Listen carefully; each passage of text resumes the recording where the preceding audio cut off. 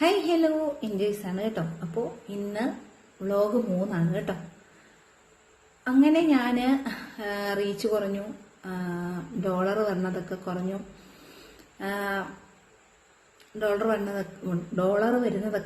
ഭയങ്കര വിഷമായി. ഇനി എന്ത് ചെയ്യും എന്ന് ചിന്തിച്ചപ്പോൾ പുറത്തിറങ്ങാൻ പറ്റുന്നില്ല. കൊറോണ, ലോക്ക്ഡൌൺ കാര്യങ്ങളായി. അങ്ങനെ വന്നു കഴിഞ്ഞപ്പോഴത്തേന് മൊറട്ടോറിയം ഇട്ടു. അതായത് പൈസ അടയ്ക്കാൻ പറ്റാത്തവർക്ക് EMI ഉള്ളവർക്ക്, അതായത് വണ്ടിയുടെ ആയാലും മറ്റുള്ള കാര്യത്തിൽ മൊറട്ടോറിയം ഇട്ടു. അങ്ങനെ കുറെ പ്രശ്നങ്ങളായി. 3 മാസം എന്നുള്ള 6 മാസം മൊറട്ടോറിയായി.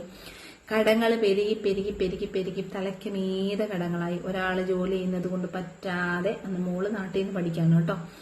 അപ്പൊ പറ്റാതിരിക്കാൻ എനിക്കിവിടെ ജോലിക്ക് പോകേണ്ടത് അത്യാവശ്യമായിട്ട് നിൽക്കുന്ന സമയത്താണ് എനിക്ക് ജോലി കിട്ടുന്നത്. ജോലി കിട്ടുന്നതെന്ന് വെച്ചാൽ ജോക്കി എന്ന് പറഞ്ഞിട്ടുള്ള ഇതിലാണ്, ഷോറൂമിലാണ് കിട്ടുക. അതായത് EBയാണ്, എക്സ്ക്ലൂസീവ് ബ്രാൻഡ് ഔട്ട്ലെറ്റ് ആണ്. നമ്മൾ തന്നെ ശ്രീകാര്യത്ത് തന്നെ ഉള്ളൊരു അവിടെയാണ് ജോലി കിട്ടുന്നത്.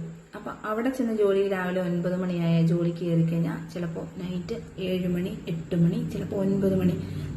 കസ്റ്റമർ ഉള്ളത് കൊണ്ട് ചിലപ്പോൾ 9 മണിയാകുമ്പോഴേ നമുക്ക് ജോലി കഴിഞ്ഞ് ഇറങ്ങാൻ പറ്റത്തുള്ളൂ. ഫോൺ അത്ര അവിടെ അങ്ങനെ അലൗഡ് നമുക്ക് ചെയ്യുന്നില്ല. അപ്പൊ അങ്ങനെ വന്നപ്പോൾ പിന്നെ നമ്മൾ എന്ത് ചെയ്തു, കുറെ ഫ്രണ്ട്സിനെ കിട്ടി. അവരുമായിട്ട് സംസാരിക്കുന്നു. നമുക്കറിയാലോ, ഒരു തുണിക്കടയിൽ നിൽക്കുമ്പോഴത്തെ കാര്യം അറിയാലോ. 10 രൂപയ്ക്കായാലും 100 രൂപയ്ക്ക് സാധനം എടുക്കാൻ വരുന്നതിനാലും 5000 രൂപ 10000 രൂപയുടെ സാധനങ്ങൾ എടുത്ത് വലിച്ചിടും. ഇത് പിന്നെ ഇതേപോലെ അടുക്കുക, പേപ്പർ വെച്ച് മടക്കി റോൾ ചെയ്ത് കറക്റ്റായിട്ട് വെക്കുക. കളർ അനുസരിച്ച് ലൈറ്റ് മുതൽ ഡാർക്ക് വരെ അങ്ങനെയൊക്കെ ഭയങ്കര പണികളാണ്.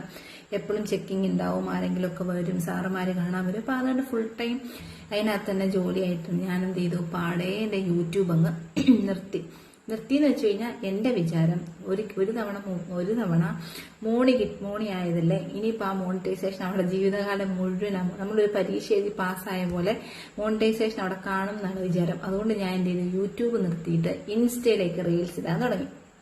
ഇൻസ്റ്റയിൽ റീൽസ് ഇട്ടു. നമ്മൾ കൂട്ടുകാരുമായിട്ട് ഫ്രണ്ട്സായിട്ട് റീൽസും കാര്യങ്ങളൊക്കെ ഇട്ട് തുടങ്ങി.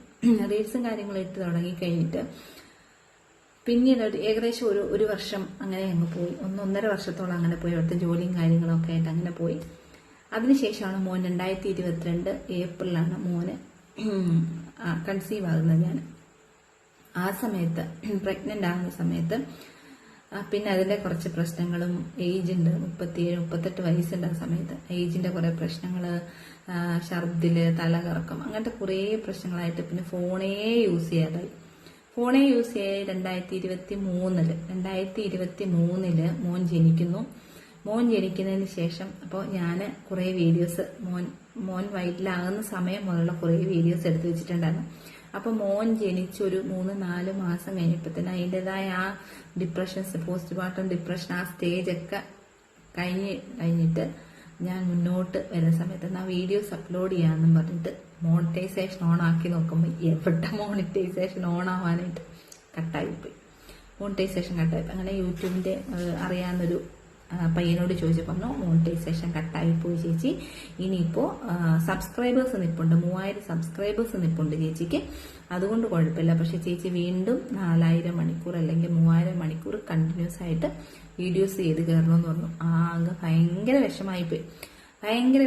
ഞാൻ ഇത്രയും കഷ്ടപ്പെട്ടല്ല, പക്ഷെ അതിൽ ഒരു സബ്സ്ക്രൈബർ പോലും എന്നെ വിട്ടുപോയില്ല എന്നുള്ളതാണ്. ഈ 1 വർഷം പോലും ഞാൻ വീഡിയോ ഇടാതിരുന്നിട്ട് എന്റെ ഒരു സബ്സ്ക്രൈബർ പോലും എന്നെ വിട്ടുപോയില്ല എന്നുള്ളത്. അതിനിടയ്ക്ക് എന്റെ ആങ്ങളയുടെ മോന്റെ ചെറിയ കുസൃതികളും കാര്യങ്ങളും ഒക്കെ ഞാൻ ഇടുന്നുണ്ടായിരുന്നു. അല്ലാതെ പ്രഗ്നൻസി സമയത്തെ വീഡിയോസോ അങ്ങനൊന്നും ഞാൻ ഇട്ടിട്ടില്ല.